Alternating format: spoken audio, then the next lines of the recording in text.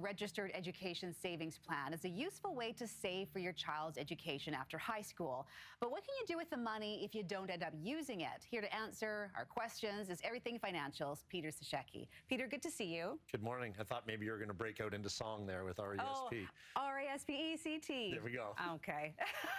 This song we like to play because it can be RESP season all year long for people because they want to save money for their kids, for their education. So what are the advantages of doing so, first of all? The big advantage of the RESP is the grant that you get from the government. The 20% grant up to a lifetime maximum of $7,200. So you're putting in money and the government's just depositing another 20%, and that's towards your kid's education. That's one of the big benefits, and the money growing tax-free if used for school, which is great. So great way to fund your child's education, and you can start it when they're born and keep going, you know, for the next 17 years. And the way education costs these days, you kind of have to start when they're born, don't you? Early. Yeah, I've been contributing for many years for both of my girls, or teenagers now.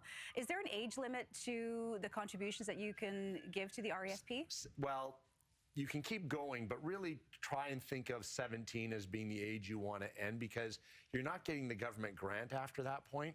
So why really put into it if you're not getting the government grant? But there is a few tricks to extend that. Okay, so what are the reasons why someone may want to stop contributing to the RESP?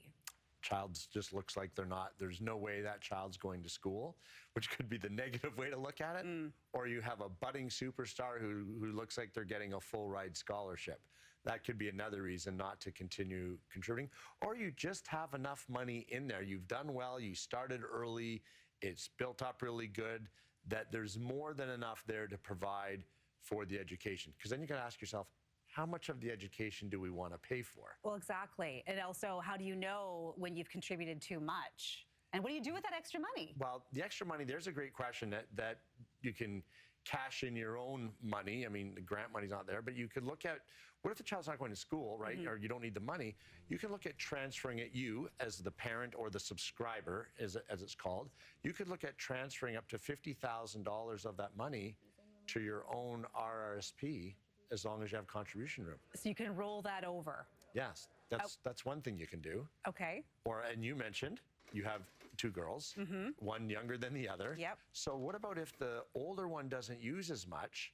It can be funneled, if you have a family plan, as it's called, as opposed to two individual plans, to the younger child to go, okay, that older child didn't use as much, but that younger child's going for a PhD, so we're going to funnel that money to that child to help out with their education costs. Does that grant money that's already been contributed from the government, does that stay intact regardless of whether you use it all or not? It stays there, but we make sure when you're going to withdraw the money, the first money you withdraw is the grant money.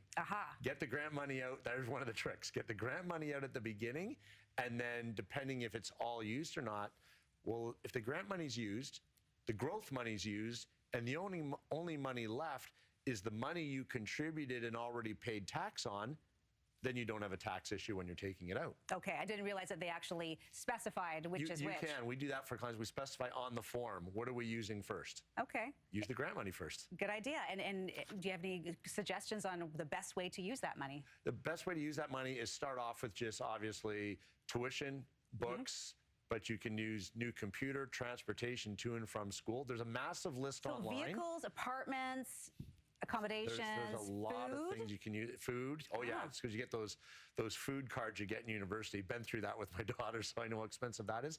Here's a quick little suggestion though. Maybe just don't give it the scholarship of mom and dad. Maybe have that child work in school as well, so they have a buy-in to the cost of their education, because that's the best financial lesson you can teach them. Skin in the game. You bet. Okay, I like that. Peter Cishecki with Everything Financial. Thank you so much. Good advice.